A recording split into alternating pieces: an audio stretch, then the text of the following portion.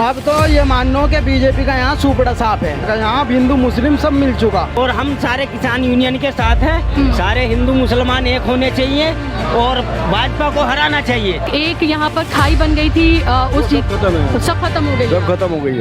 नमस्कार आदाब, हम यहाँ पर पहुँचे हैं आज महापंचायत को कवर करने के लिए और यहाँ आप मेरे पीछे देख सकते हैं कि किस तरह का इंतज़ाम यहाँ पर किया गया है। यहाँ पर बाकायदा तौर पर यहाँ पर हलवा जो है वो लगाया गया है और जितने भी किसान यहाँ पर आ रहे हैं और जो भी लोग यहाँ से गुजर रहे हैं उनको यहाँ से ऑफ़र किया जा रहा है। आप ये देखें, यहाँ से काफ़िला गुजर रहा है लगातार किसानों का और ये जो एरिया है ये मुस्लिम बाहुल एरिया है। आप यहाँ देख सकते हैं ज़्यादातर लोग जो हैं जो यहाँ पर ये हलवा वगैरह यहाँ जो बांट रहे हैं, खाने का इंतज़ाम जो किया हुआ है वो भी मुस्लिम इलाके के लोग हैं। कुछ यहाँ पर हम जानने की कोशिश करते हैं कुछ लोगों से कि क्यों वो यहाँ पर ये सारा इंतज़ाम उन्होंने किया हुआ है और किस तरह से वो इसको देखते हैं। क्या नाम है आपका? खलीक अहमद। आप ये बताइए मुझे कि ये इंतज़ाम क्यों किया गया है और किसान महापंचायत को किस तरह से देखते हैं आप? ये किसान भाइयों के लिए खाने के लिए किया गया है जो बाहर से आए हुए हैं और सभी मुस्लिम ये सुजुड़ू गांव है और इसमें जो है हम सब ने जो है मिलकर ये खाने का इंतज़ाम किया है। अच्छा, आप लोग इसको किसान महापंचायत को सपोर्ट कर रहे हैं? हाँ बिल्कुल बिल्कुल। अच्छा, तो आपको क्यों लगता है कि आपको इसे सपोर्ट करना चाहिए? ये देश के हित में है। देश के हित में? हाँ देश के हित में मैडम, ये इसीलिए सपोर्ट करे सब हिंदू मुस्लिम सब मिलकर सपोर्ट कर रहे, इसीलिए कर रहे। लेकिन यहाँ पर कुछ दिन पहले तो जब यहाँ पर जब झगड़े हुए थे तो हिंदू मुस्लिम यहाँ बटा भी था, लेकिन कुछ शरारती तत्व थे उन्होंने जो बीजेपी वाले थे उन्होंने करवा दिया था, लेकिन अब नहीं होने का। यहाँ हिंदू मुस्लिम सब मिल चुका और ये मुजफ्फरनगर की मेहमान नवाजी की धरती है। ये पूरे हिंदुस्तान में मशहूर है। यहाँ से ज़्यादा मेहमान नवाजी कहीं नहीं होती और न यहाँ से ज़्यादा कहीं इज्जत होती और ये यहाँ से बिल्कुल बच चुका है। अब कोई भी शरारती तत्व इस बीच में नहीं बढ़ने का, ना कोई बीजेपी ना कोई भी दंगाई यहाँ नहीं भटकने का। अब इसका सबका सुपड़ा साफ कर दिया जाएगा और ये पूरे हिंदुस्तान के हक में लड़ाई लड़ी जा रही, ना कि किसान के हक में, क्योंकि इससे मजदूर को भी फायदा है, किसान को भी फायदा है, बिजनेसमैन को भी फायदा है। जब मानने की बात है, जब हमारे पास जमीन नहीं रहने की, हमारे पास अधिकार नहीं रहने के, तो हम ये बताओ खाएंगे क्या और कमाएंगे क्या? एक मजदूर आदमी है कि मजदूर आदमी 300 रुपये दाढ़ी है उसकी, जब वो 300 रुपये लेकर आता है, उसे आटा जब मार्केट से प्रिंट रेट पे मिलेगा 50 रुपये 60 रुपये किलो, ये बताओ वो आटा खाएगा या अपने बच्चों को पढ़ाएगा या अपने बच्चों की बीमारी में लगाएगा या कपड़ों पहनाएगा? अच्छा, आप ये बताइए कि आगे आने वाले इलेक्शन में 2022 में जो उत्तर प्रदेश में होने वाले हैं, क्या ये किसान महापंचायत जो हो रही है वो एक तरह से सरकार को ये दिखाने के लिए भी है, ताकत दिखाने के लिए भी है, और क्या इसकी चोट वोट की तरह भी पड़ेगी?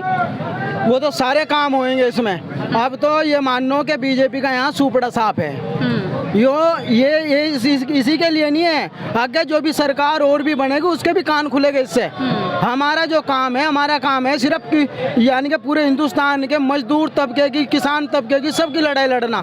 हम कोई राजनीतिक तत्व नहीं है, लेकिन हम जो लड़ाई लड़ रहे हैं हम इसलिए लड़ाई लड़ रहे हैं ताकि अपना हिंदुस्तान एकता में रहे, मजबूती के साथ खड़ा रहे और उन्नति करे।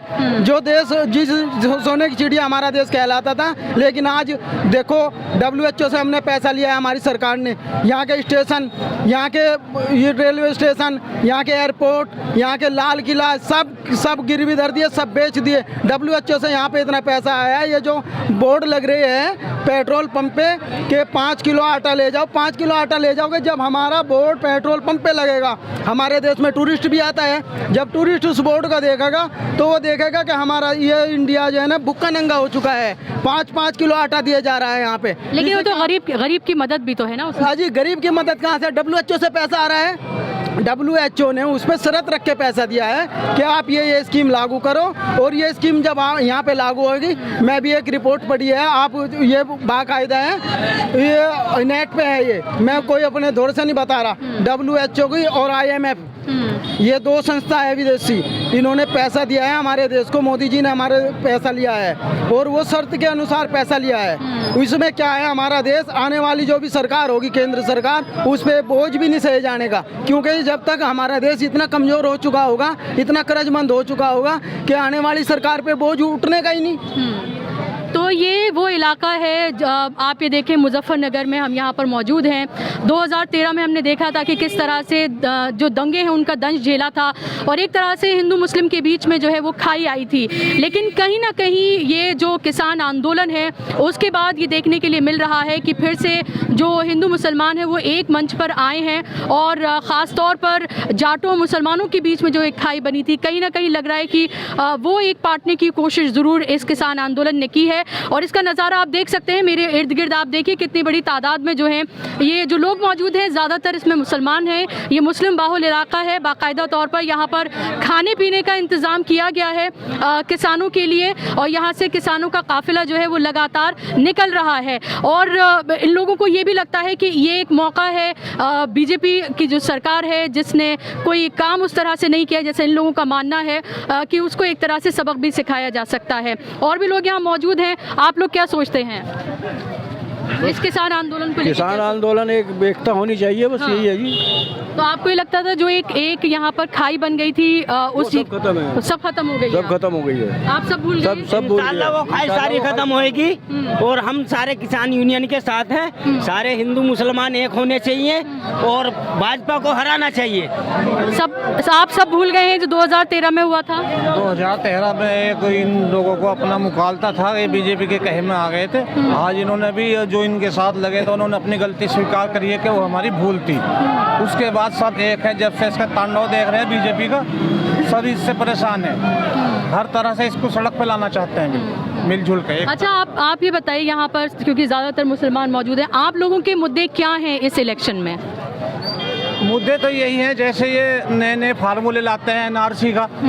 अब पीढ़ी दर पीढ़ी का कागजात सही नहीं है, जिसके कागज सही नहीं है उसे भेजो जी प्रदेश विदेश भेजो उसको। ऐसे ऐसे फार्मूले लाते हैं, ये सरकार सही नहीं है। तो क्या आपको लगता है आपकी सिक्योरिटी आपके लिए एक बड़ा मसला है कहीं बाहर निकलने से पहले?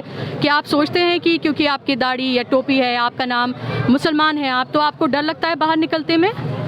अगर मैं अपने आप को मानूं तो मुझे कोई डर नहीं लगता। हाँ। लेकिन अगर कहीं मतलब एका दूका होते हैं तो बिल्कुल उसे बिल्कुल डर लगता होगा। मैं मानता हूँ चीज़ को कि उसे डर लगता होगा, लेकिन मैं नहीं डरता। जैसे कि ये नए नए अपने कानून निकालते हैं, इसमें मुस्लिम समाज के लोग जो जितने भी हैं सारे परेशान हैं बेचारे, वे फंस जाते हैं, उन्हें फंसा लेते हैं। कोई अपनी आवाज़ उठाता है तो उसे जेल के अंदर बंद कर देते हैं। तो ये सब कुछ ऐसा हो रहा है, हम चाहते हैं कि बिल्कुल बंद होना चाहिए। मैं एलिश से बोलूँगी, एलिश आप पीछे की भी विजुअल्स दिखाएं, देखें कि किस तरह से लोग यहाँ से जब बसें की बस से निकल रही हैं और ये कहीं जी, तो यहाँ पर एकता और भाईचारे का संदेश जो है वो यहाँ से दिया जा रहा है लोगों को। हर शख्स जाने वाला और यहाँ पर जो भी लोग निकल रहे हैं उन्हें बेहद मोहब्बत और खुलूस के साथ यहाँ पर उनको फल और जो है वो खिलाया जा रहा है। एक तरह से उनका स्वागत जो है वो यहाँ पर किया जा रहा है। तो अब यहाँ आपने देखा किस तरह से भाईचारे की तस्वीर देखने की मिल रही है। यहाँ पर हर मज़हब के लोग जो हैं वो जो किसान यहाँ महापंचायत हो रही है उसको सपोर्ट कर रहे हैं। और अब हम यहाँ से निकलेंगे महापंचायत की तरफ और वहाँ से आपको दिखाएंगे कि वहाँ किस तरह का माहौल है।